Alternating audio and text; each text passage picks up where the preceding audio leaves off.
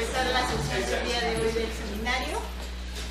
Me da gusto presentar al maestro Rafael Buendía García, coordinador del mismo seminario, y bueno, pues profesor de la facultad, de las distintas divisiones, la división de estudios profesionales y la división del sistema de universidad abierta. Por fin se decidió a darnos una plática sobre los temas que trabaja, y pues me da mucho gusto recibirlo el día de hoy aquí en el seminario. Gracias, Diana.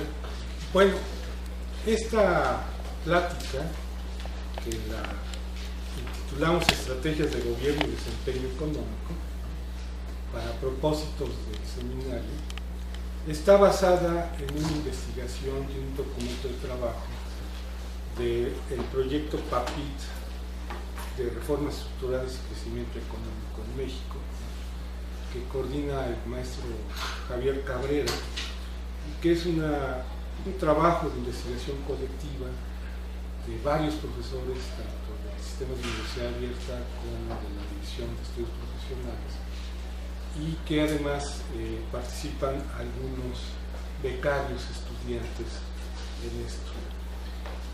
La parte que a mí establecí era ver, como el título de la investigación colectiva es Reformas Estructurales y Crecimiento Económico en México, ¿qué papel juegan los planes nacionales de desarrollo instrumentados por los diferentes gobiernos que se tienen?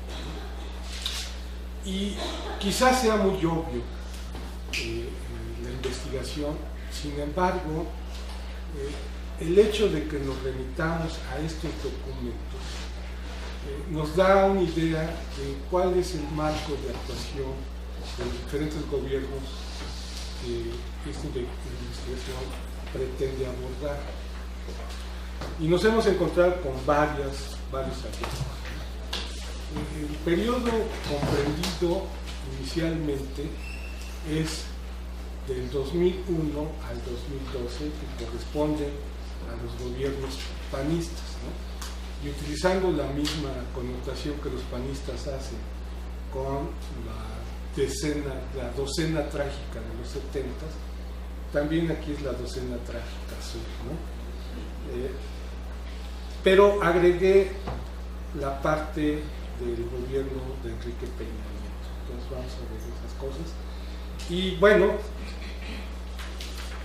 esto es lo que pretendo darles a grosso modo: los antecedentes, los planes nacionales de desarrollo del gobierno de Vicente Fox, del gobierno de Felipe Calderón y el de Enrique Peña Nieto, y luego una breve revisión de los resultados económicos que han tenido en una serie de variables. En este momento la investigación está siendo revisada sobre la base macroeconómica. Evidentemente va a haber una segunda parte y ahí nos vamos a meter hacia los resultados, si ustedes quieren, sectoriales o microeconómicos, ¿no? Porque el plan abarca de alguna manera estos dos ámbitos. Veamos los antecedentes. La relación Estado-Economía y la participación del Estado en economía tiene su base jurídica constitucional en los artículos 25, 26, 27 y 28 de la Constitución de los Estados Unidos Mexicanos.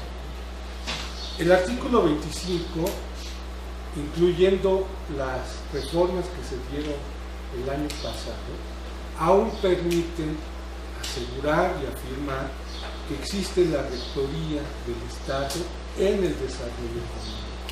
Incluso, si ustedes revisan las reformas que se establecieron en este artículo, agregan una palabra que es la competitividad y cómo el Estado interviene en la competitividad, ¿no? Cosa que desde una perspectiva personal me parece importante y creo que es sugerente esta idea que haya aparecido en el artículo 25 constitucional. En el artículo 26 nos remite al tema de la organización del sistema de planeación del desarrollo nacional. Y ahí está la justificación de los planes nacionales de desarrollo como una obligación de los gobiernos del Poder Ejecutivo de presentar en los primeros 6 meses, una vez que toma posesión, el presidente de presentar su plan de lo que va a llevar a lo largo de 6 años. Ustedes podrían decir, bueno, que antes no había. Sí, sí había. La reforma del artículo 26 se da el 3 de febrero de 1983. Anteriormente, el presidente López Portillo es el primer, digamos, presidente que expresa ya un plan global de desarrollo, que así le llamó, no nacional, sino global, en 1980, y es con la presidencia de Miguel de la Madrid donde se hace la reforma del artículo 26 y hace obligación a los gobiernos del Poder Ejecutivo la presentación de un Plan Nacional de Desarrollo. Sin embargo, la ley de planeación que está referida o se sustenta en el artículo 26 data de 1930. Entonces, sí había planes de desarrollo, ¿no? Pero no se les llamaban de esa manera, sino programas de política económica social para el periodo que le correspondía al presidente. Entonces, esta ley de la planeación de 1930, que se actualiza en 83, ¿no? Y son los artículos 5, 20 y 21 de la ley, donde establecen ya con mucho más especificidad en qué consiste la planeación.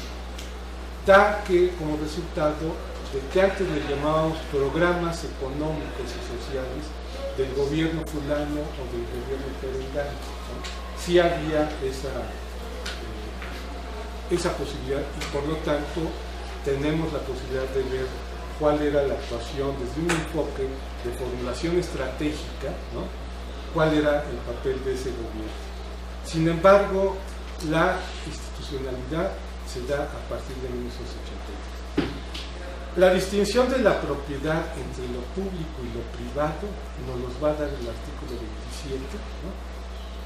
Y el artículo 28, y el artículo 28 nos va a hablar sobre la cuestión de los monopolios, que en este momento está muy de boga, y es muy explícito ese artículo.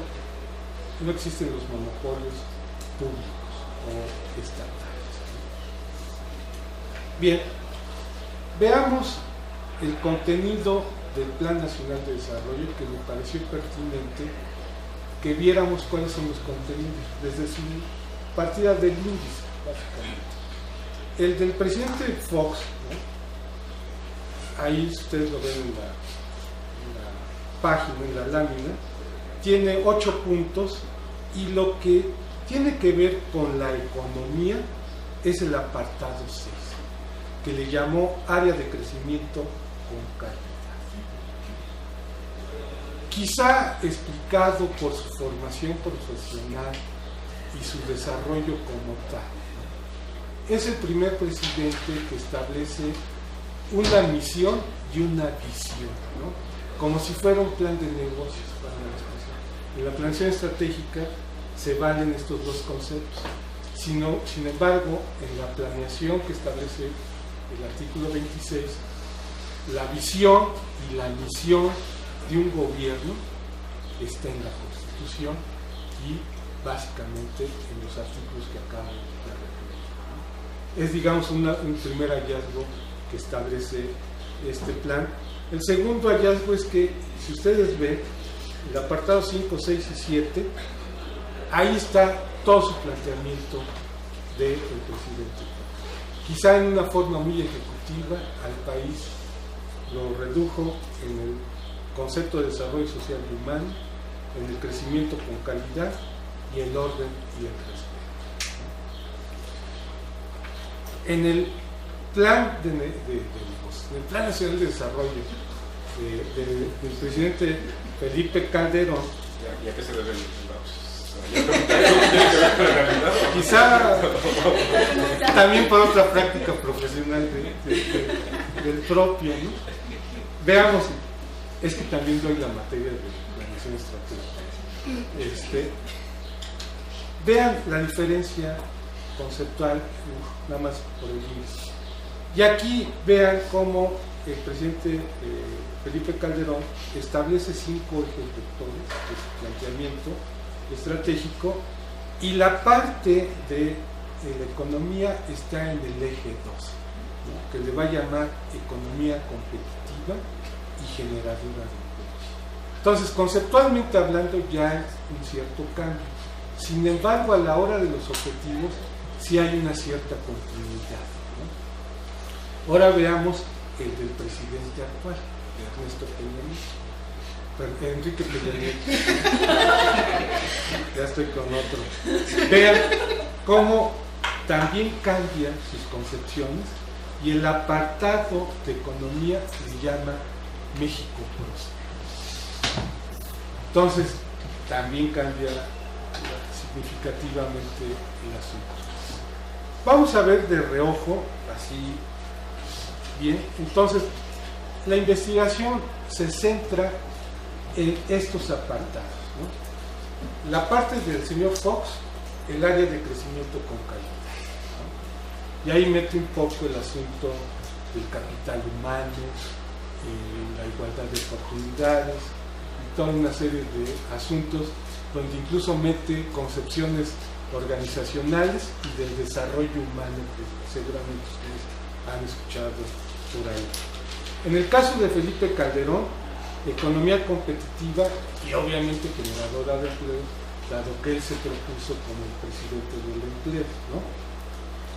Y finalmente Enrique Peña Nieto le llama meta nacional número 4, México, ¿no? Y también da una serie de justificaciones donde incluso toma en consideración, por ejemplo, para este apartado, el Pacto por México, ¿no? En el caso del señor Calderón, hay un documento anterior al Plan Nacional de Desarrollo que es Visión 2030, su visión 2030, y en el caso del señor Fox establece un documento anterior al Plan Nacional de Desarrollo que se llama Misión y Visión y Compromisos al Futuro del siglo XXI, ¿no? Entonces eran cuates que supuestamente estaban construyendo para que no lo viéramos nosotros, ¿no? Pero finalmente eso es, digamos, la parte consustancial. Veamos así rápido los objetivos del señor Fox, y vuelvo a repetir, quizá por su carrera profesional de ejecutivo, nada más da 5 objetivos en ese apartado. ¿Cuáles son? Conducir responsablemente la marcha de la economía, y toda su justificación tiene que ver con la estabilidad y con las finanzas públicas sanas. Ahí está su concepto de estabilidad. El segundo es elevar y extender la competitividad del país, ¿no? Y una parte consustancial son las famosas MIPYMES, ¿no? O los changarros. Asegurar el desarrollo incluyente, ahí está todo lo que es un poco la política económica con la política social, ¿no? Promover el desarrollo económico regional y equilibrado, aquí está el asunto de la sociedad rural, y sobre todo proyectos que tengan que ver con ese desarrollo regional y sobre todo con el turismo, básicamente. Y generalmente crear condiciones para un desarrollo sustentable, que era su especificación de igualdad de oportunidades, ¿no? Para todos los mexicanos. En el caso de Felipe Calderón, sí se extiende en los objetivos. Son 17 objetivos, incluso hay objetivos que ya mete la estrategia de alguna manera en la redacción, de ahí que algunos objetivos son todavía mucho más extensos.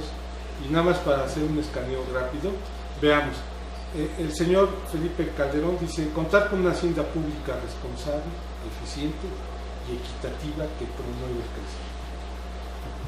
Igual, está sustentada en la estabilidad de las finanzas sanas, que a él le va a llamar eficiencia y responsabilidad. Democratizar el sistema financiero sin poner en riesgo la solvencia del sistema en su conjunto, fortaleciendo al mismo sector financiero, porque él en su diagnóstico establece que hay recursos suficientes para echar a andar la economía sin necesidad de que haya cuestiones del gasto. Cuando estuvimos revisando esta parte, resultaron una serie de hallazgos, incluso en la banca de desarrollo, por ejemplo, tanto en la administración del señor Fox como en la administración del señor Calderón Hinojosa. Prácticamente la banca de desarrollo es para las mismas necesidades del gobierno. No es una banca promotora del desarrollo hacia los sectores económicos, ¿no? Consolidar un sistema nacional de pensiones más equitativo y con mayor cobertura, promover las políticas de Estado y generar condiciones en el mercado laboral que incentiven la creación de empleos de alta calidad en el sector laboral, y de ahí su justificación ya al final de su administración de la famosa reforma laboral de 2012. Potenciar la productividad y competitividad de la economía mexicana para lograr el crecimiento económico. Estos dos conceptos, la productividad y la competitividad, van a estar a lo largo de estas tres administraciones, ¿no? Promover la creación, desarrollo y consolidación de las micro, pequeñas y medianas empresas, como una continuidad también del señor Fox, ¿no? Elevar el nivel de desarrollo humano y patrimonial de los mexicanos que viven en zonas rurales y costeras, es decir, nosotros no estamos en ese objetivo, ¿no? Abastecer el mercado interno con alimentos de calidad, sanos, accesibles de nuestros campos y mares. Mejorar la productividad laboral a través de la organización, capacitación y asistencia técnica. Revertir el deterioro de los ecosistemas a través de acciones para preservar el agua, el suelo y la biodiversidad. Conducir el desarrollo armónico del medio rural mediante acciones concertadas, tomando acuerdos con todos los actores de la sociedad rural y promoviendo acciones que propicien la certidumbre legal del medio rural. Hacer de un México un país líder en la actividad turística, vuelve a resaltar este sector, ¿no? Superar los desequilibrios regionales aprovechando las ventajas competitivas de cada región, en coordinación y colaboración de actores políticos, económicos y sociales en el interior de cada región, entre regiones y a nivel nacional. Garantizar el acceso y ampliar la cobertura de infraestructura y servicios de transporte, de comunicación, que también está metido en Fox y va a estar también metido en el caso del señor Enrique Peña Nieto, ¿no? Asegurar el suministro confiable de calidad y precios competitivos de los insumos energéticos que demandan los consumidores. Incrementar la cobertura de agua potable y alcantarillado para todos los hogares mexicanos. Este es también. Y finalmente ampliar el acceso de financiamiento para la vivienda. Esos son los 7 objetivos del señor Cárdenas, ¿no?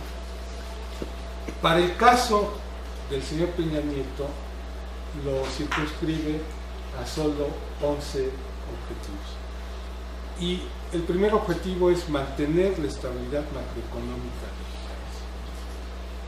Y aquí, en términos discursivos, prácticamente no hay ningún cambio con las anteriores administraciones. Sin embargo, cuando uno revisa la cuenta pública del 2013, vemos que el gobierno de Enrique Peña Nieto ya empezó a gastar mucho más de lo que está establecido, ¿no? Incluso por las mismas cámaras. Desde mi perspectiva no es perjudicial. Yo creo que tiene un propósito muy concreto de reactivar la economía, ¿no? Democratizar el acceso de financiamiento a proyectos con potencial, y de ahí menciona a la banca comercial y a la banca de desarrollo, aunque todavía la banca de desarrollo, con base en las evidencias que se tienen, todavía no tiene un papel preponderante en cuanto al otorgamiento de créditos, y quizá hasta el 2015 veamos que la banca de desarrollo empieza a ser ya de desarrollo, ¿no? Como que todavía la banca de desarrollo, Banobras, Bancomex, Nacional Financiera, Financiera Rural, por citar estas 4 que son las más importantes, siguen financiando ciertos programas del gobierno federal, ¿no? Y hasta donde tenemos entendido, parece que hasta el 2015 van a empezar ya a meter dinero a los municipios, a proyectos específicos y para entrar a la economía real básicamente, ¿no? Promover el empleo con calidad, y aquí vamos a ver que en el 2013 Enrique Peña Nieto, las estadísticas, nosotros tomamos el IMSS como un indicador del empleo. El año pasado se crearon más de 500,000 de empleos, ¿no? Que supera en mucho a los promedios anuales de las anteriores administraciones.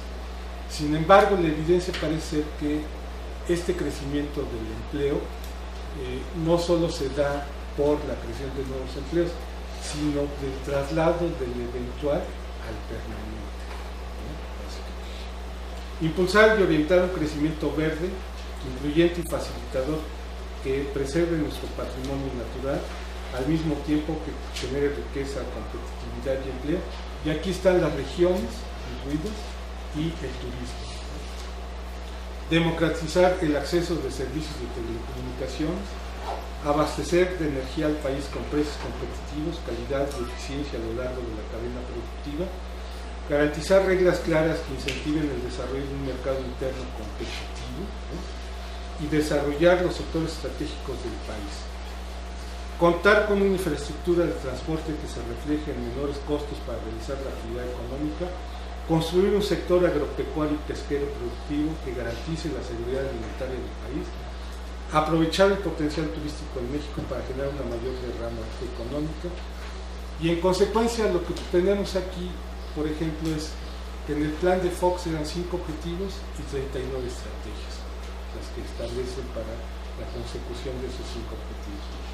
Para el plan del señor Calderón Hinojosa, ¿no? Son 17 objetivos y 103 estrategias. Ahí es mucho más específico el señor Calderón. Y en el caso del señor Peña Nieto, son 11 objetivos, ¿no? El doble que el señor Fox, pero es igual en términos de estrategias, ¿no? Si vemos las estrategias, también hay una similitud en cuanto que los objetivos que ustedes vieron en este escaneo rápido, hay 5 áreas clave. Una de ellas tiene que ver con las finanzas, con la economía pública, ¿no? Y la estabilidad de la misma. Otro tiene que ver con el desarrollo regional, ¿no? Y los sectores. El otro tiene que ver con los suministros energéticos, ¿no? El otro tiene que ver con el agua y con el empleo. A diferencia de los anteriores planes de gobierno de Fox y de Calderón, Peña Nieto establece 3 estrategias transversales, que incluso lo encuentran muy al principio de la lectura del Plan Nacional de Desarrollo, en donde dice que todos los elementos que tiene como México en paz, México en la responsabilidad global, México próspero, hay una serie de estrategias que van a estar. Esas estrategias transversales tienen que ver con democratizar la productividad, es decir, en todos los sectores va a estar el concepto de la productividad, ¿no? El gobierno cercano y moderno, ¿no? Y finalmente la perspectiva de género, que es una de las condiciones transversales. Pero veamos desde un enfoque macroeconómico, ¿no? ¿Qué sucede? Y puse desde Miguel de la Madrid hasta Enrique Peña Nieto. Y bueno, a Miguel de la Madrid le tocó bailar con la más fea, ¿no? Y entonces, pues su tasa de crecimiento del Producto Interno Bruto fue prácticamente cero, su inflación de 2 dígitos, de casi 90% promedio, ¿no? De su administración. El del señor Salinas, 3.9, se reduce significativamente la inflación. Con el señor Cedillo, 3.5, y por la crisis del 95 su inflación es de 22.5. Pero aquí es curioso porque quizá desde Vicente Fox hasta la actualidad estos vaivenes macroeconómicos ya no hay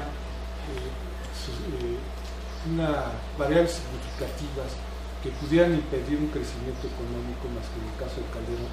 Y bien, en el caso de Vicente Fox 2.1 y una inflación de 4.4, en el de Calderón 1.9, ¿no? Que es por la crisis del 2009, 4.3, y el de Enrique Peña Nieto 1.1 y 3.96. Bueno, la perspectiva para este año es crecer a 3.5, ¿no? Más o menos tener una inflación muy parecida a la anterior. Sin embargo, con base en los datos que se están recuperando en el primer trimestre de este año, parece que no se va a obtener tampoco la tasa de crecimiento de 3.5. Ya algunos analistas como ICE Banorte ya lo calculan en el 2.2, Merrill Lynch ya lo calcula en el 2.9, ¿no? Lloyds lo calcula en el 3, Banamex y Bancomer ya lo calculan en el 3.2, y Videgaray dice, bueno, espérese todavía, ¿no? Hasta junio nosotros podemos recalcular nuestra tasa de crecimiento. Uno pudiera decir que los análisis económicos están jugando con las cifras, ¿no? Porque son especulativos, pero los últimos datos que ha estado dando el INEGI, por ejemplo, la semana pasada de ocupación, pues no fueron muy halagadores, ¿no? En términos de crecimiento de las manufacturas tampoco fueron muy halagadores. En términos de crecimiento del primer trimestre del año, del crecimiento de la economía, tampoco han sido muy halagadores. Y el PIB, por ejemplo, coincidente, tampoco es muy halagador. Y a pesar de que el INEGI está expresando cosas, Videgaray todavía tiene un optimismo. Y yo creo que el optimismo está fundamentado, y yo creo que es real, ¿no? Por el gasto que se está haciendo. ¿Sí? Ahorita saco mi agenda y ahí me dio unas cifras de cuánto está gastando más, a pesar de que el Congreso ya le había dicho gasta así, ya sabe, y ya ven que dijeron que era el gasto público más largo de la historia, pues él se está metiendo todavía más, y él espera que este gasto en el segundo semestre recupere de lo que nos está dando, ¿no? Y bueno, él está también pensando que con las leyes reglamentarias que se están dando, están generando una serie de especulaciones en los sectores productivos que están inhibiendo un poco la inversión, ¿no? Pero cuando quede bien las leyes reglamentarias están dando, pero para curarse en salud él está gastando más, ¿no? Y espero que tenga éxito. Veamos. La Constitución nos dice que la rectoría del Estado tiene que ver con el bienestar de la población.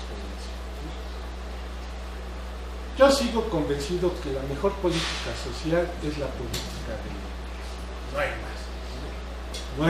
No es la cruzada del hambre ni nada, es la política de... Tenemos dos estadísticas, la estadística de ocupación y la estadística del seguro social. La del ISSSTE no cambia mucho, entonces voy a tomar la del IMSS. Si ustedes ven, ¿no?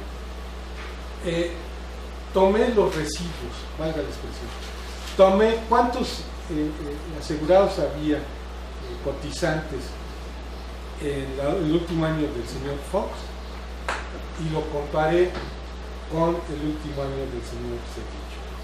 El último año del señor Calderón con respecto al último año del señor Fox, y el primer año del señor Enrique Peña Nieto con respecto al último año del señor. Digamos, son saldos, ¿no? Porque en el Inter sube y baja los asegurados, y así podemos tener más o menos cuántos empleos se generaron en una administración. Es cierto que el Estado no crea los empleos, pero sí puede promover el desarrollo de ellos. Eso hay que tenerlo claro, ¿no? Entonces, vean, en el caso del señor Fox, se crearon durante su administración poco más de 1.100.000 cotizantes, ¿no? en esa diferenciación de permanentes y eventuales, y la media anual fue de un poco más de 190.000 empleos generados al año. Que si uno lo compara con la tasa de crecimiento de la población económicamente activa año con año, es poco más del 10%. Pero si ya lo acumulamos todos los demás años anteriores, de cuántos jóvenes se incorporan a la actividad laboral, pues evidentemente la cifra de empleo es muy baja con respecto a nuestras necesidades. Y vean lo del presidente Calderón, ¿no? Como nunca dijo, y ese es uno de los datos curiosos, cuando uno ve los planes, uno esperaría, en la vieja jerga de la planeación, metas, ¿no? Los viejos autores de la planeación dicen que las metas son algo más específico, que es contable, ¿no? Mientras que los objetivos son cuantitativos. Ahora en la actualidad dicen que debe ser el objetivo medible y por lo tanto establecerse una medición. No hay un compromiso de decir vamos a generar tantos empleos. No hay ese compromiso como tal, ¿no? En mi pueblo dice que prometer no empobrece, dar es lo que aniquila, ¿verdad? Entonces dicen, pues mejor para que no nos comprometemos. Entonces, pongo esto porque el señor Calderón, por ejemplo, se dijo presidente del empleo, pero como nunca dijo cuántos, ¿no? Sí generó empleos, ¿no? En su administración, casi el doble que el señor, ¿no? Incluso en su promedio anual es prácticamente. Entonces, si un día se lo encuentran en la calle, pues el cuate va a decir, yo sí cumplí, ¿no? Al menos más. No pude más, es otro punto. Pero aquí el asunto de los planteamientos estratégicos de los planes nacionales de desarrollo es que adolecen de metas concretas en cada uno de los objetivos que establecen. Es decir, la estabilidad, ¿qué significa en términos de inflación? ¿Y qué significa? Claro, lo podemos obtener de los criterios de política económica que cada año establecen los gobiernos, ¿no? Tanto en su ley de ingresos como su decreto de presupuesto. Pero, curiosamente, fíjense, cuando uno revisa la ley de ingresos y el decreto de presupuesto que se establece cada año, no hay una correlación con su planteamiento estratégico, como si fueran dos estancos distintos. Es decir, como si fueran esos trabajos estudiantiles donde ya tú te haces el capítulo 1, tú el 2, tú el 3, luego lo juntamos, ¿no? Y luego lo entregamos, después se nos olvida. ¿Me explico? Y esta investigación, platicando mucho con Javier, ¿no? Con Diana, por ejemplo, es otra forma de evaluar a los gobiernos. Es decir, cuando uno habla de rendición de cuentas, uno habla sobre la cuenta pública, ¿no? Si se robaron o no se robaron, si la asignaron, si no se la asignaron. Y creo que falta en nuestra rendición de cuentas un arqueo de lo que se comprometió el presidente a hacer con lo que hizo. ¿Me explico? Si uno se va con los libros de teoría de la planeación, tanto los viejos como los nuevos, siempre nos dicen que cuando uno plantea objetivos y metas, desarrolla las estrategias con el propósito de alcanzar, y que lo que puede modificarse en el proceso de planeación cuando esté en la etapa de evaluación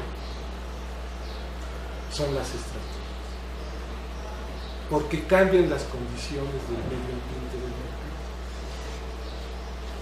a no ser que los objetivos ya se lo especifican tanto los viejos autores de la planeación como los nuevos, el objetivo no haya estado sustentado en un buen diagnóstico y por lo tanto es un deseo. ¿Me explico?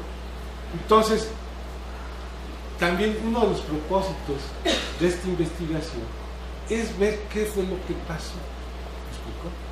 Porque el señor Peña Nieto en junio del año pasado presentó su planteamiento y habría que evaluarlo sobre la base de ese planteamiento nacional, ¿no? Y siempre nos quedamos a nivel macroeconómico.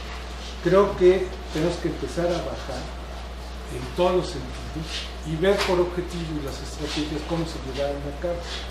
Y también esto resultó porque, por ejemplo, con el caso del señor Felipe Calderón, la parte económica evidentemente lo hicieron el señor Cartes, ¿no? Y el señor Sojo.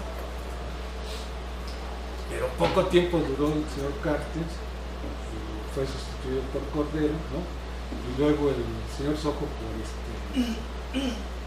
¿cómo se llama? El Ferrari, ¿te recuerdas?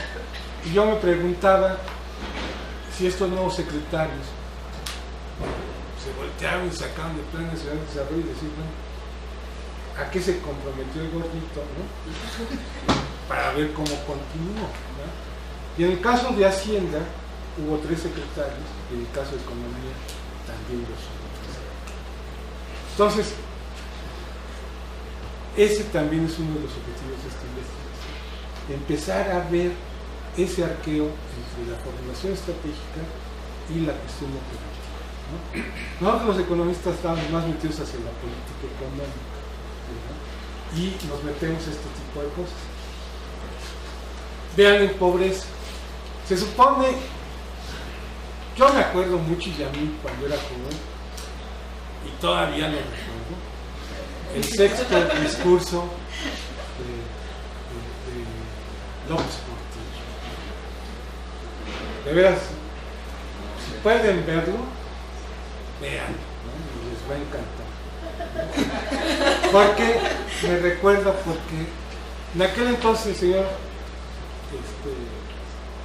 López Portillo pidió perdón porque no pudo sacarlos de la postración. En aquel entonces les llamábamos marginales, y ahora pobres extremos, pobres alimentarios, pobres de capacidades y patrimonio.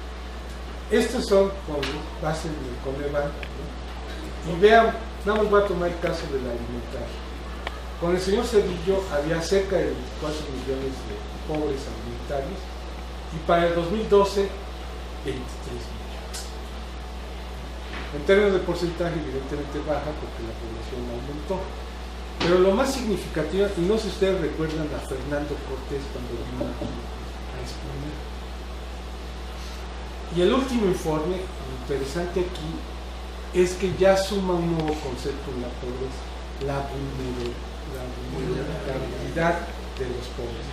Y establece que si uno de nosotros está en esa línea de la vulnerabilidad, podemos caer en alguno de esos estados. Ese es el último informe, esa es su adicional o su beneficio. Entonces, es interesante para el 2014, ¿no? Que van a aparecer los nuevos informes de la Coneval, qué tanto han aumentado los pobres por ese nuevo concepto que establece. Y una parte muy importante de esa vulnerabilidad es el progreso.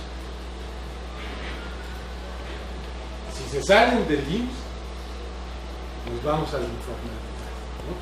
Y de esta semana, por ejemplo, el SAT dijo que eran cerca de 29 millones y cacho los contribuyentes que están en la informalidad, y son esos a los que hay que... PIB per cápita, nada más aquí la siguiente. Vean, si hemos aumentado, ¿no?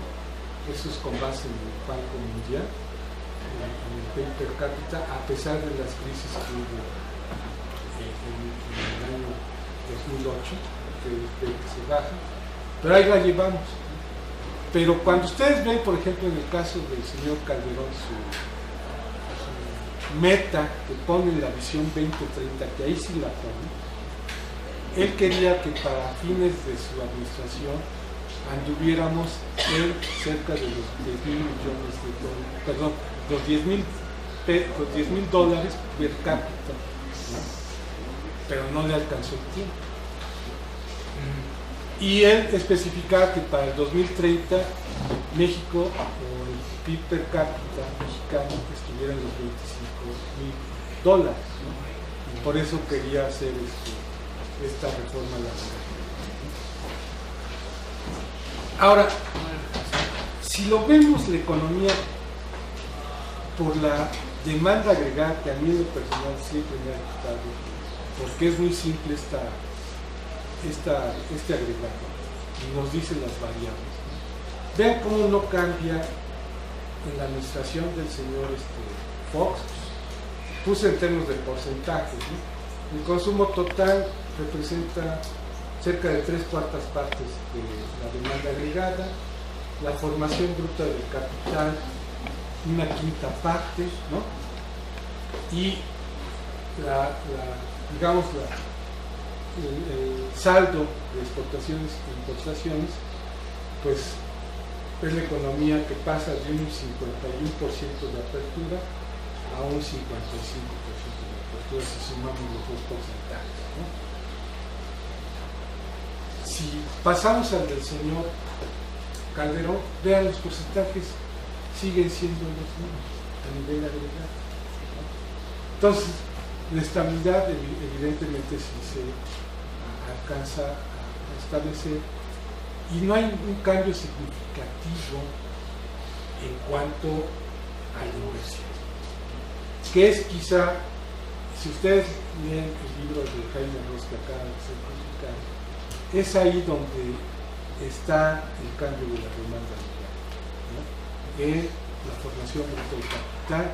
Y, por ejemplo, él dice que las reformas deben ser más micro que macro, ¿no? Y uno se pregunta, bueno, ¿qué ha pasado? Desde el enfoque del Estado, desde el enfoque del gobierno. Cuando veamos la cuenta pública, que es la que fuimos la que revisamos, no revisamos el informe, sino que la cuenta pública es la fuente donde ya uno ve cuánto se ingresó realmente, ¿no? Y cuánto se gastó realmente. Es distinto a los presupuestos que establece Hacienda o la ley de ingresos o el decreto de presupuesto. Es en la cuenta pública donde ustedes ya ven las tripas, ¿no? Hacia dónde está, y donde la Auditoría Superior de la Federación hace las observaciones y dice: aquí se gastó menos, aquí se gastó más, aquí no se han comprobado estos gastos, por aquí andan en el limbo una serie de gastos, pero nadie le hace caso a la auditoría, ¿no? Entonces, vean el gasto. Tomé la distribución, no los dineros, la distribución. Y si lo vemos desde esta función programable, ¿no? Veamos que el gasto social ha venido reduciendo no significativamente, pasando del 61% en el 2000 al 58% en el 2012, ¿no? El desarrollo económico, si se dan cuenta, sube 7%. Y la administración disminuye. Uno pudiera decir, vamos bien, ¿verdad? Sin embargo, ahí les va. No sé si alcanzan a ver, ¿no? Pero cuando uno ve, están en millones de pesos corrientes, ¿no? Porque lo que empezamos a ver es qué pasaba año con año, ¿no? Al margen del gasto real, quitando la inflación, ¿no? Y entonces vemos que en términos estructurales, la última columna del cuadro, donde dice participación porcentual, es la participación que se obtuvo a lo largo de todos esos años, ¿no? Entonces, por eso no importa si son precios reales o precios de mercado, ¿no? No cambia la participación distributiva. Y vean, jóvenes, cuando hablamos del gasto, que eso es la parte de egreso, vean lo que es el gasto de capital durante la administración. El 1%.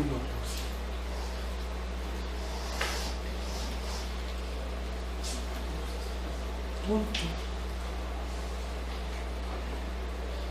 Y entonces, una de las reflexiones que estamos haciendo es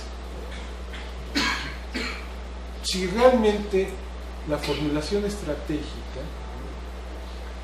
a través de sus objetivos y de sus estrategias enunciadas, ¿no?, se pueden alcanzar y llevar a cabo cuando nada más les quede el 1% de su gasto. Todo lo demás, si se dan cuenta, es gasto corriente, ¿no?, en términos del gasto, la deuda, que en el caso del señor Fox fue del 11%, y otros que son inversiones financieras, ¿no?, que tienen que ver con algunos fideicomisos, entre ellos el Fobaproa y el PAB, ¿no?, representan el 27%. Entonces, cuando nos dicen es el presupuesto más grande de la historia, ¿no?, pues evidentemente ya está todo etiquetado. Entonces aquí habría que preguntarnos si primero van los ingresos para aprobarse y luego el presupuesto, o primero hacemos lo al revés. Primero aprobamos el presupuesto en base al planteamiento estratégico del Plan Nacional de Desarrollo y luego nos volteamos, ¿no?, a cuánto necesitamos y de dónde vamos a sacar el dinero,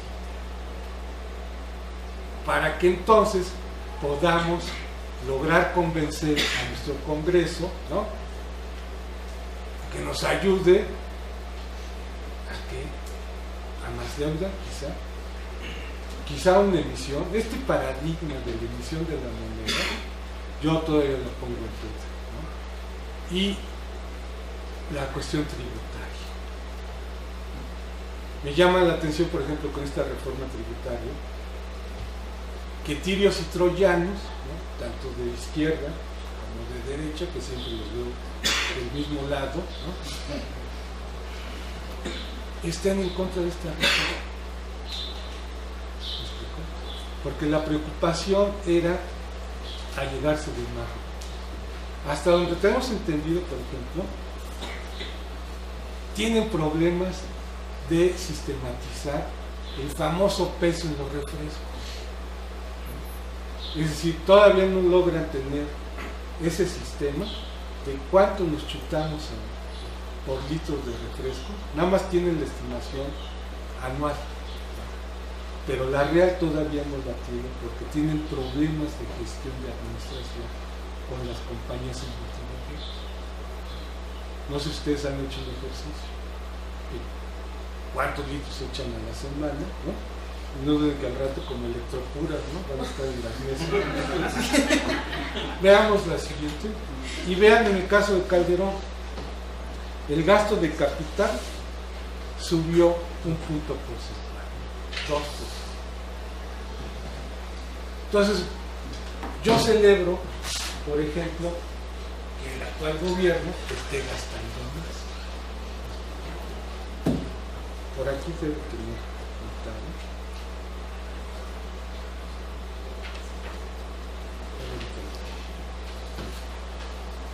Y vean la deuda interna,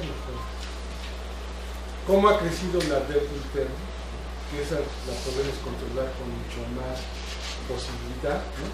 Y de ahí la confianza, porque la deuda interna, una variable importante es la confianza en los mercados de capital y de dinero, ¿no?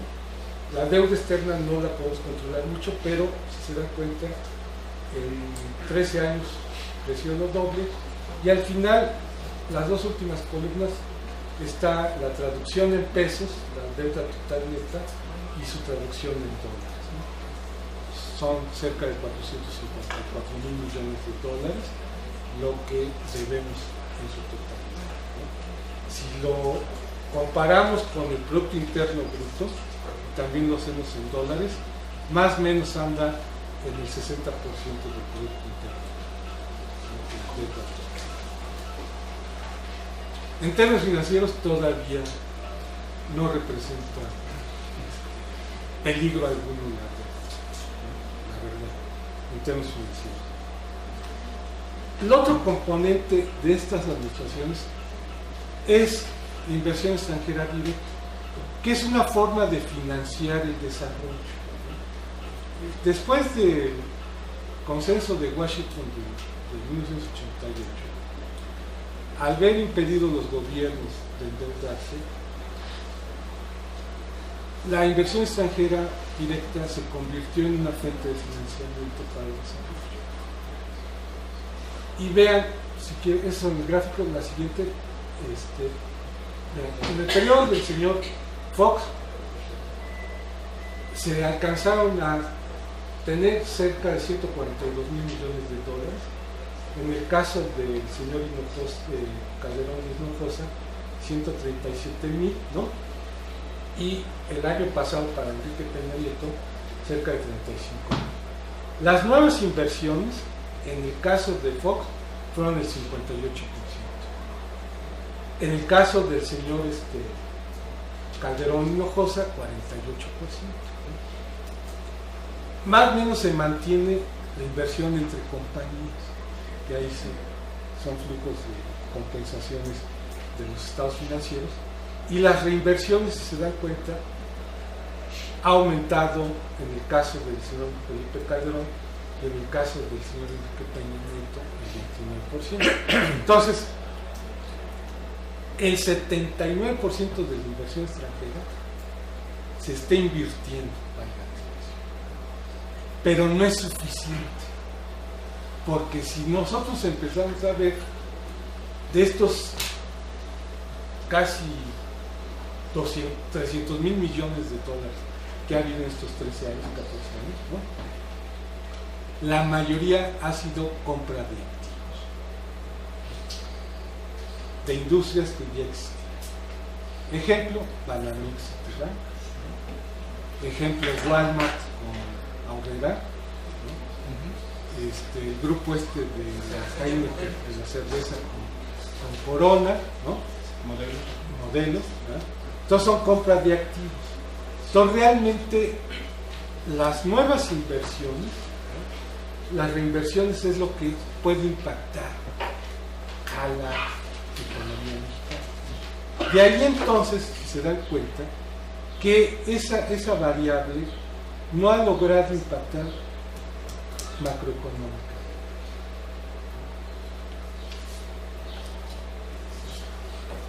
Y finalmente voy a acabar con la productividad. Ahí ustedes se dan cuenta cómo ha disminuido el índice, ¿no? Y tenemos tasas positivas de la productividad, pero en el último año fue de 0.5. El año pasado la cifra estimada es de 0.2, es decir, la productividad está bajando.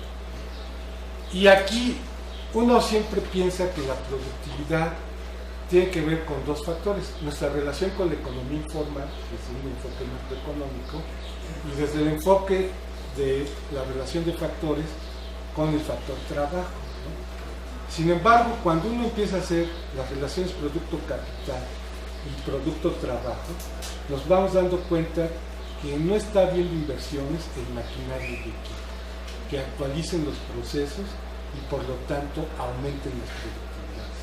Donde se ha ido más la inversión es en la construcción y en la construcción de vivienda.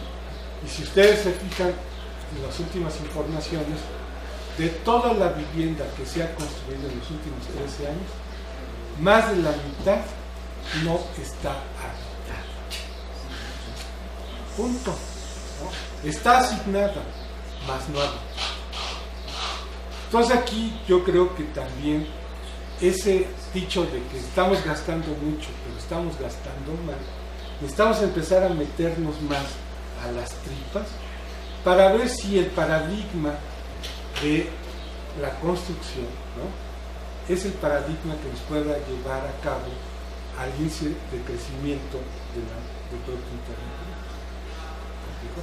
Porque curiosamente, en los últimos 12 años, fue la vivienda la que más se construyó, y hoy Orbi y con la otra, Comex y la otra, ARA, están en crisis. Fobiste en sus indicadores dice: yo ya entregué tantas viviendas, ¿no? Los desarrolladores construimos, pero a la hora de quién está habitando. Entonces yo creo que ahí tenemos que empezar a cambiar un método de evaluación. Yo creo que hay que cambiar los indicadores, y cada vez convence que tenemos que crear industrias más del siglo XXI, con indicadores del siglo XXI, que con las industrias del siglo XX y del siglo XIX y esos indicadores. Hasta ahí vamos, ¿verdad? Y seguimos escarbando, y esperemos que en breve salga el libro, ¿no? Un poco también porque nos hemos tardado, ¿no? Pero por darles un dato ya final, ¿no?, que les hablaba de la banca de desarrollo.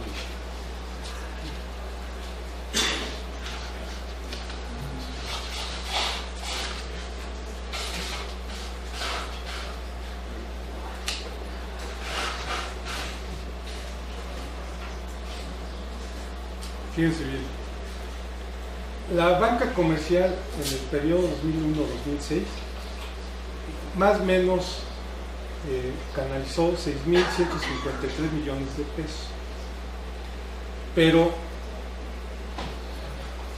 una cuarta parte la absorbió el gobierno. Ahora en la banca de desarrollo se canalizaron 1.400 millones. ¿Y esos 1.400 a dónde se canalizaron? A Piliregas, ¿no?, a Adipac y al Parac. Es decir, la banca de desarrollo no existe. Y lo mismo se da en el periodo de cambio. Entonces, hay una serie de cosas que yo creo que debemos empezar a meternos, ¿no?, como para empezar a desmenuzar toda esta actividad y explicarnos por qué ha fallado la economía, ¿no? Al menos la mexicana, ¿verdad? Muchas gracias.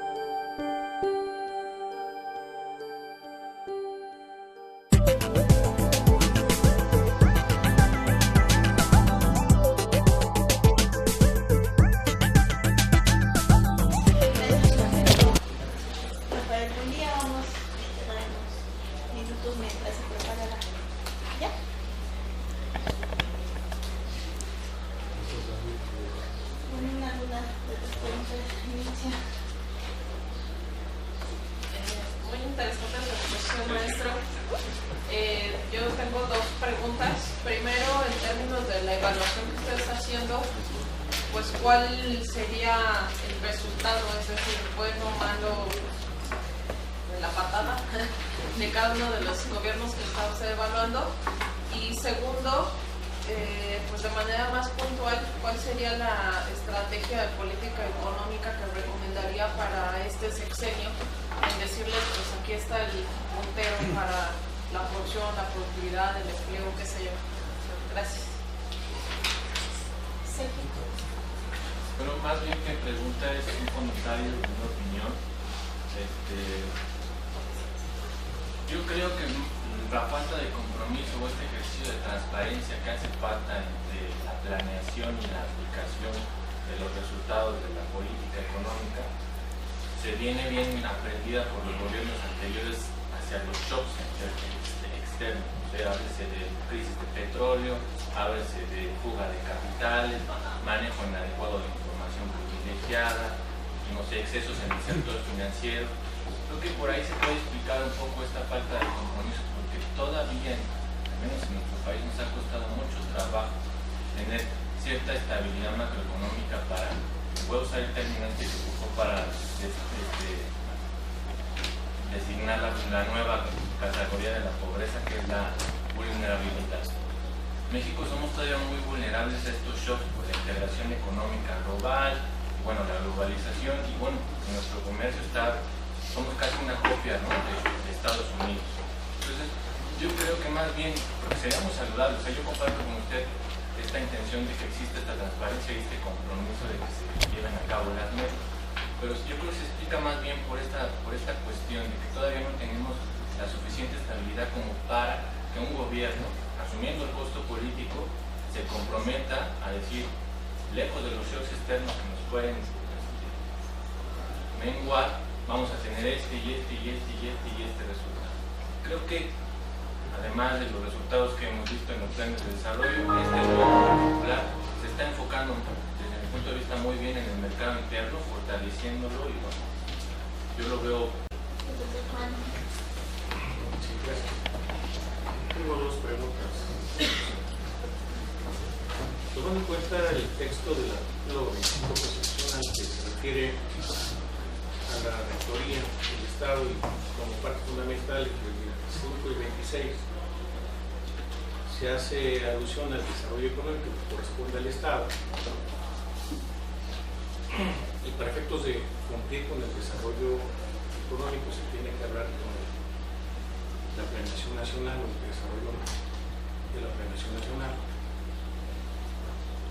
En este contexto de la investigación y la exposición, ¿se cumple o no se cumple con el artículo 25 constitucional? Y si, por otro lado, la otra pregunta tiene que ver con, entonces, si no se cumple, ¿qué responsabilidad o corresponsabilidad le corresponde al Ejecutivo Federal, al Congreso de la Unión, que son los que es el que recibe el Plan Nacional de Desarrollo, que es el que está obligado con independencia a recibir el informe del gobierno anual, si tiene alguna corresponsabilidad de sus órganos de vigilar que ese desarrollo económico nacional se cumpla con respecto de la rectoría del Estado?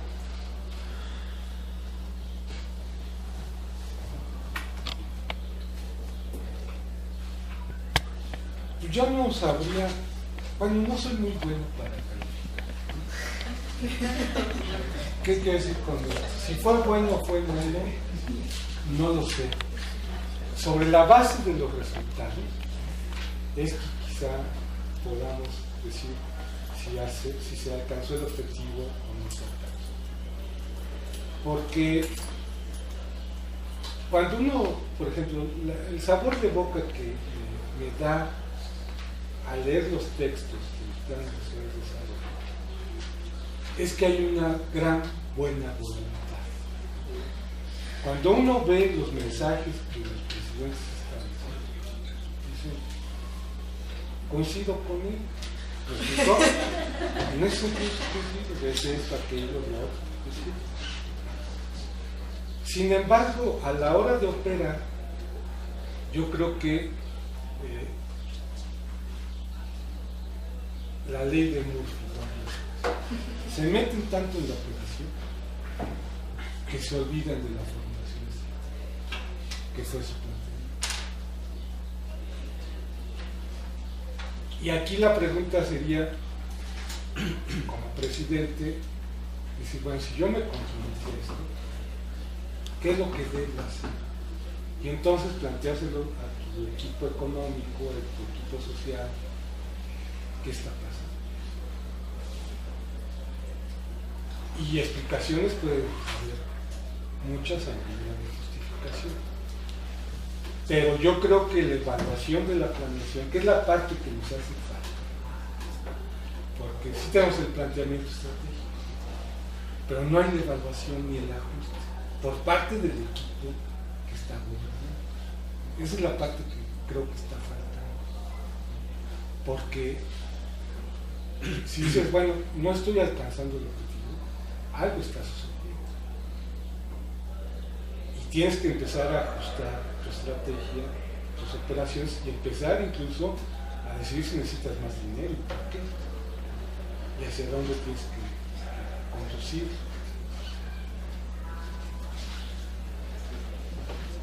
Yo no le sugeriría ahorita nada a llegar a él, yo creo que están haciendo las cosas conforme a lo que ellos creen que es lo correcto. Y desde mi perspectiva económica, creo que están haciendo correctamente. ¿A qué voy? Leyendo, por ejemplo, el artículo 25, y los invito a que lo lean, y ven la parte que agregaron en la reforma, y uno lo ve desde un enfoque económico, no ideológico, no político, dice, es correcto esa reforma. Porque la única palabra que mete tiene que ver con la competitividad. Y dicen qué es lo que tiene que hacer el Estado para promover la competitividad. Ahora, si tú tomas esto y luego lo llevas a la reforma, hay una cierta compromiso. ¿Dónde está el diablo? En las leyes económicas. Y es ahí donde yo creo que como sociedad debemos meternos más. Porque yo todavía no logro entender este Frente Nacional de la Reforma de las Telecomunicaciones. A un lado de Slim.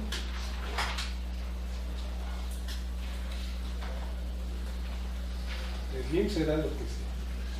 Pero yo creo que no es correcto meternos a defender un poder en contra de eso. Y sobre todo el senador Corral. Entonces, si empezamos a ver ahí el asunto, y doy el ejemplo de las telecomunicaciones, porque incluso hay un rollo de la programación en donde los Televisa y TV Azteca pueden hacer canal 13.1, canal 13.2, canal 13.3, 3.4 y así. Y el 13.1, que es el comercial, no necesariamente es el 13.2. Y le van a decir a los demás, transmite el 5, el 4, que a lo mejor dices, pues no va a poder ver el partido de fútbol. ¿Se me explicó? Es ahí donde estamos. Entonces, ¿cómo podemos conformar una mayor competencia? Pues me regreso a los libros de texto de teoría económica. ¿De qué manera regulamos los monopolios? Y de ahí el artículo 28, que es la otra parte que hay que empezar a reformular con las leyes secundarias, porque actualmente el mercado está regido por condiciones de mercado oligopólicas o no. El que le ve. Y hay que meterlos aquí. Me podrán decir que el señor Slim es muy filántropo, pero a la hora de ser capitalista, es un tiburón. Y hay que entender esa vez. Entonces, yo creo que habrá que esperar todavía. Creo que el señor Videgaray, con base en lo que estoy viendo, lo único que le queda es gastar más o menos en partes que puedan detonar porque lo que me está quedando claro es que el sector privado, ya no es inversores, ¿no? Privados, nacionales o privados, no están haciendo su tarea. Y el gobierno sí. Y por eso las dos administraciones anteriores, que simplemente se vieron como administradores. Más vale administrar el status quo, ¿no?, que meternos en problemas. Ahora, en cuanto a la transparencia y la vulnerabilidad, mientras no fortalezcamos el mercado interno, vamos a vulnerar. Y ahora, en cuanto a la población, la vulnerabilidad, yo creo que tiene que ser con la aplicación de la ley. Acá no estoy convencido más de eso. ¿Por qué se permite, por ejemplo, en las relaciones laborales, incluyendo el Estado, la fórmula por honorario o de radio? Eso no es un empleo formal. ¿Por qué no se está metiendo más la aplicación de la ley en cuanto a las tarifas? Me llama mucho la atención, lo comentaba ayer, que este TV1 ya empezó a sacar una serie de entrevistas con una serie de asociaciones de telecomunicación internacional, ¿no? Y yo las conocía, pero ahí hablaron, y demostraron que México no era de las más caras, por ejemplo, el tarifas, ni de cable, ni de cosa, ¿no?, ni de telefonía móvil, ni de telefonía. Obviamente fue pagada por el giro. Pero el discurso del negrito que habló en inglés, bien con cifras. Pero ¿cómo quitas tú, por ejemplo, yo creo que sí se nos pasó la tarifa de interconexión base cero? Yo sí creo que inhibe la inversión. Pero si no fortalecemos el mercado interno, yo os invitaría, por ejemplo, a que reflexionáramos sobre hacia dónde se dirige el gasto de capital del gobierno y hacia dónde se está dirigiendo la inversión privada. Y es ahí el otro lado. Pues sí hay corresponsabilidad, tanto Mopeca, el que mata la vaca, como el que le agarra la pata, ¿no? Sin embargo, yo creo que falta todavía carne con besos si no logramos ser una sociedad constituida por ciudadanos. No vamos a ejercer un mayor poder judicial y legislativo. Yo todavía estoy convencido de que, por ejemplo, hay ciertos organismos autónomos que seguramente ustedes saben cuáles, ¿no? No deberían de existir. Si hubiera una sociedad integrada por ciudadanos. Y entonces, todas estas controversias, y rescato a Douglas North, se darían en cuestiones y no a través de instituciones autónomas, que lo único que nos están manifestando es nuestra inmadurez ciudadana. Caso y fallo. Y bueno, puedo discutir, pero yo estoy convencido que hay una serie de organismos públicos que no deberían estar y que son demasiado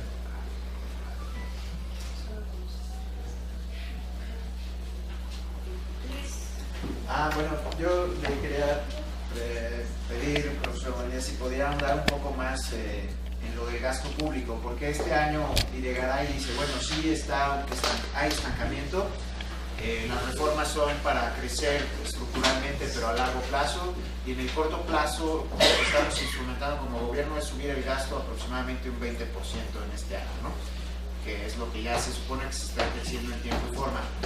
Pero le quería pedir si podía ahondar más en lo que decía, o sea, cuánto de ese gasto es gasto en capital y cuánto beneficia en el crecimiento económico, porque pues, como hemos visto, no solo es gastar si simplemente estás manteniendo una burocracia carísima, enorme, y que además no es productiva, ¿no?, en cuanto al ingreso. Entonces, quería preguntarle si es que realmente ese aumento del 20%, que además es consecuencia de la reforma fiscal, porque está teniendo mucho más recaudación, ¿sí impactará en ese crecimiento económico? ¿Se está contemplando o para qué se está usando? De nuevo, para hacer estos órganos autónomos como el Instituto Nacional de Competencia. Todos estos institutos van a costar mucho más y van a engrosar el Estado. ¿Ese gasto va para eso o realmente se está pensando en que estimule la actividad económica? Bueno, estaba buscando los datos, ¿no?, por el modo 50. Voy a dar un dato. En 2003 teníamos poco más de 9 millones de contribuyentes. Y cuando digo son físicos, morales, que personas físicas. Y para el 2012 ya somos 37 millones de contribuyentes. Yo creo que por ahí va bien la cosa. En cuanto a la distribución del gasto, no hay una diferencia significativa con respecto a lo que hemos estado viendo en las dos administraciones. Es decir, si tú revisas la del 2013 y lo que supuestamente se va a gastar en 2014, en términos de participación porcentual, no hay mucha diferencia. ¿Dónde el déficit se está dando? En el gasto de capital. Y aquí yo haría dos diferencias: el corto y el largo plazo. En el corto yo creo que estamos mal, todavía hay que ajustar algunas cosas, pero en el mediano plazo yo creo que este efecto del gasto que se está dando en infraestructura sí va a tener consecuencias, no este año todavía, sino al año 2015. Si empezamos a revisar muchas cosas que se están dando afuera en términos de análisis económico, estoy hablando del Banco Mundial, del FMI y algunos casas de bolsas como Lloyds, Merrill Lynch, ponen a México para el 2018 y del 2018 para el 25, y tú me dirías, no, ya para el 2018 haber seguido, ¿no? Pero ponen a México ya en tasas de crecimiento superiores al promedio de América Latina y de la OCDE. La explicación tiene que ver con dos cosas. Si tú quieres, por un acto de fe, las reformas estructurales, ¿no?, porque todavía no las hay. Pero lo otro donde sí hay evidencia y que cada vez veo que sí va bien las cosas es en las exportaciones.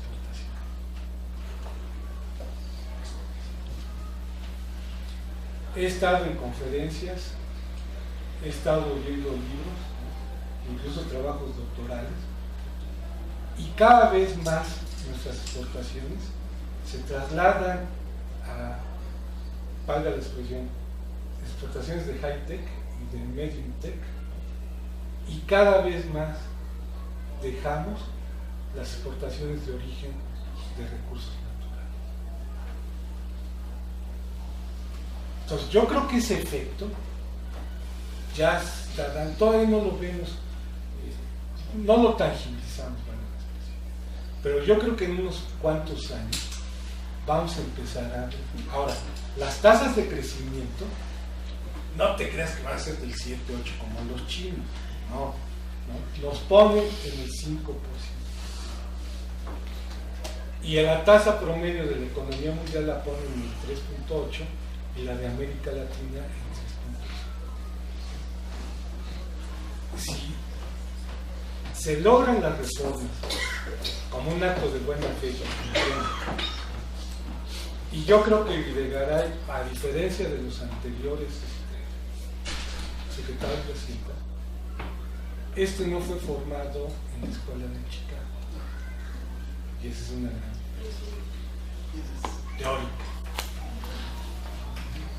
Entonces, este cuate está convencido de que hay que gastar y va a meter los dientes en los que no pagan, y por eso ya ubicó cuántos hay de informalidad. ¿Para cuánto te gusta que pague? 5 pesos cada uno. multiplica. 10 pesos. Es ahí donde se están dando las estrategias para empezar a establecer. No es optimismo, sino las evidencias que ahorita tengo. Puedo yo decirles que sí va a haber, no un cambio significativo, es decir, de la noche a la mañana, la política económica, ¿no?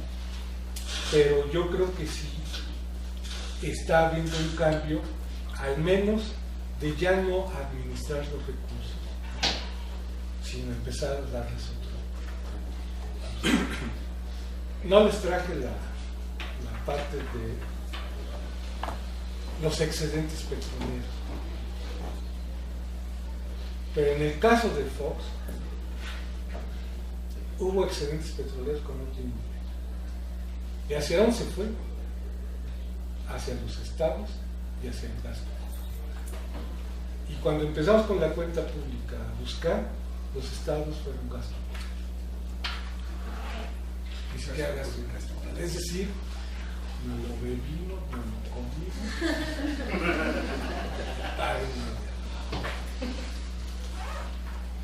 Y curiosamente la deuda de los estados está en infraestructura. Entonces yo creo que sí, esta corresponsabilidad que menciona Juan del Poder Legislativo es no solo decir, bueno, te dimos 4 billones de pesos, 5 billones de pesos para gastar, a ver, dime cómo los gastas. Ah, sí que los gastas. Pero tanto peca el no gastarse a tiempo como el no gastarse. Y yo creo que es igual de responsable y de rendición de cuentas robárselo que no gastarse. Entonces yo creo que esa parte es la que debemos empezar a explorar los economistas, ¿no? En cuanto a la economía pública. Gracias.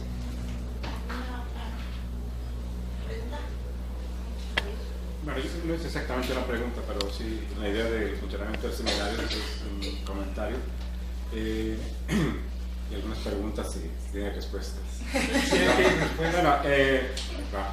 Bueno, en primer lugar, pues qué bueno que has trabajado, porque se nota,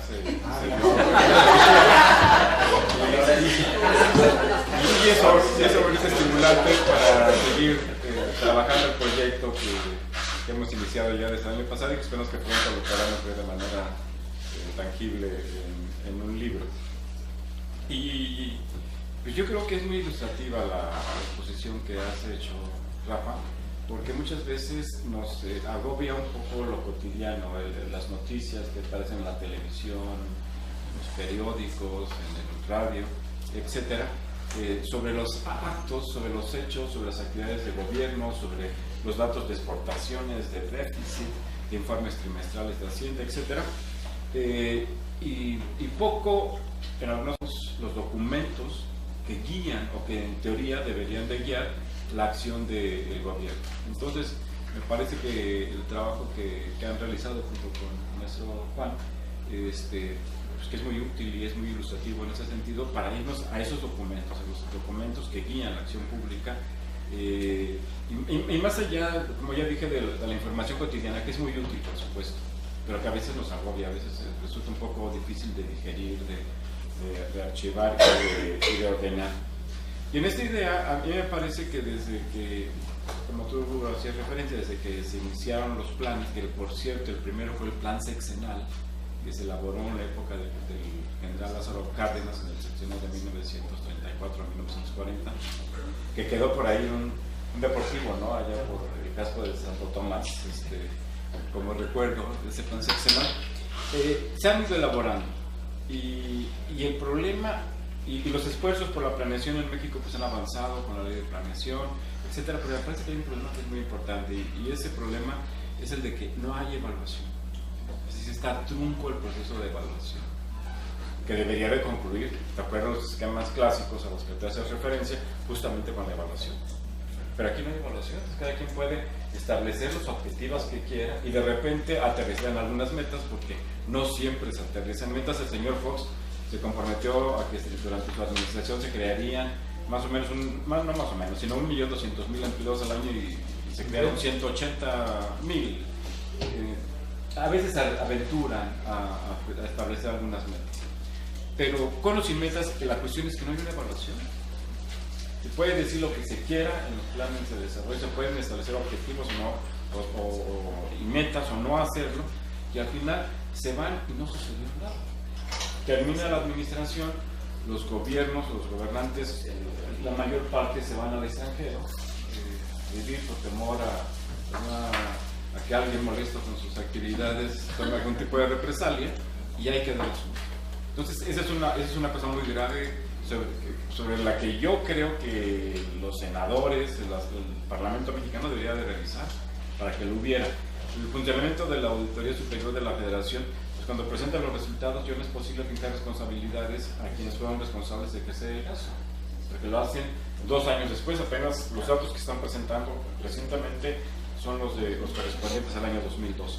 Entonces ya no hay posibilidad de ejercer ningún tipo de responsabilidad. Entonces hay un gran déficit ahí en la cultura mexicana, porque esto se presenta a nivel de todos los 3 órdenes de gobierno, pero se presenta en general en toda la vida nacional. Estamos muy poco habituados a que se realice la evaluación, y cuando se realiza la evaluación generalmente se piensa: me quieren perseguir, me quieren perjudicar, pero no hay, no existe, quizá, pero no hay eso. Entonces ese es un déficit muy importante que hay en la cultura y en la legislación misma mexicana. Y en materia de objetivos, pues tenemos esa cuestión, el objetivo de la estabilidad que está planteado en los 3 planes de desarrollo que tú examinaste, y ahí hay una cuestión, porque ¿cómo se debería de entender la estabilidad? Si es compatible la estabilidad con el crecimiento económico, ¿es compatible la estabilidad macrofinanciera con el crecimiento económico o no? ¿O la estabilidad macroeconómica impone el inmovilismo y el estancamiento? Porque parece que en este último sentido es como se ha interpretado en términos físicos, en los últimos lustros en nuestro país. Porque el paquete económico se envía con el propósito, y ahí se definen objetivos: buscar promover el crecimiento económico, mantener la idea de las finanzas públicas sanas y de disminuir la desigualdad social. Pero los instrumentos que están ahí, las estrategias que se plantean en esos documentos básicos, pues simplemente son incongruentes y son incoherentes con los objetivos que están diseñados. Entonces es un problema que tenemos en el país también, plantear objetivos que simplemente no se pueden alcanzar con las estrategias, con las metas y con los instrumentos que están ahí, si se realizan por el lado del ingreso o por el lado del gasto. Entonces tenemos esos problemas. Y bueno, ya finalmente, para concluir, yo creo que en esta idea de la evaluación de la que tú hablabas, a partir de los promedios de crecimiento del PIB, habría que, bueno, son absolutamente insatisfactorios. Desde el periodo del presidente exactamente, pero si excluimos algunos momentos del gobierno de Salinas de Gortari y de Zedillo, bueno, pues todo lo demás es un crecimiento que está por poquito por arriba del 2%, lo cual es absolutamente insuficiente y está muy lejos de los mejores momentos de crecimiento de la economía mexicana, y no solamente de sus mejores momentos, sino de sus momentos regulares durante la época del crecimiento del desarrollismo en México. Pero si lo vemos con respecto a los indicadores de pobreza que presentaste, ahí se podía ver claramente que los niveles de pobreza en términos absolutos del año 2012 eran similares a los que había en el año 2000, que fue el dato más antiguo que te habías presentado. Pero si se hubiera extendido la serie al año a 1990, hubiéramos encontrado un dato similar. Quiere decir que el número de pobres en el país, en pobreza extrema, en el año 2012 eran similares a los que había en el año 2000, pero también similares a los que había en el año 90. Lo cual quiere decir que el país no se ha movido en términos del bienestar del país. La población en situación de pobreza se ha mantenido por lo menos en los últimos 20 años. Y eso simplemente no es posible, y por supuesto no habla bien, si nos daría como resultado una evaluación no satisfactoria del desempeño económico del país. Bueno, pues yo, la verdad, pues te felicito porque sí has trabajado. Bueno, nada más para... Fíjense, al final me recordé a Schumpeter cuando decía que el bienestar de una población y el nivel de vida de la población tiene que ver con su historia fiscal. Y la historia fiscal tiene que ver con los gastos, tiene que ver con los ingresos. Entonces, creo que algo que tenemos que hacer efectivamente es provocarle variación en todos los niveles, como cultura, y someternos todos a la eso creo importante. Y más estas personas que tienen recursos públicos, ¿no? Y pidieron la silla para sentarse. Y creo también que en la medida en que no provoquemos que las personas y las empresas paguen impuestos, lo que estamos haciendo es debilitar a nuestro Estado y a nuestra forma de bienestar colectivo. Si empezamos a defender las exenciones de impuestos, si empezamos a aceptar que una parte de nuestros ingresos estén registrados en el IMSS y la otra por separado, en el corto plazo nos podemos ver beneficiados, pero en el mediano y largo plazo y colectivamente creo que nos estamos dando caray. Entonces, si nos plantean empleos de esa forma, decir que no. Pero obviamente hay tanta necesidad que la gente dice, pues va, ¿no? Pero yo creo que ahí tiene que el Estado, ¿no? Y eso es una pregunta, ¿por qué los legisladores hicieron una reforma laboral como la que se dio? No me preguntaba si no tenían hijos, mamás, hermanos. De veras. Y es una reforma que limita y socava los derechos de un factor trabajo que es el más débil entre estos dos.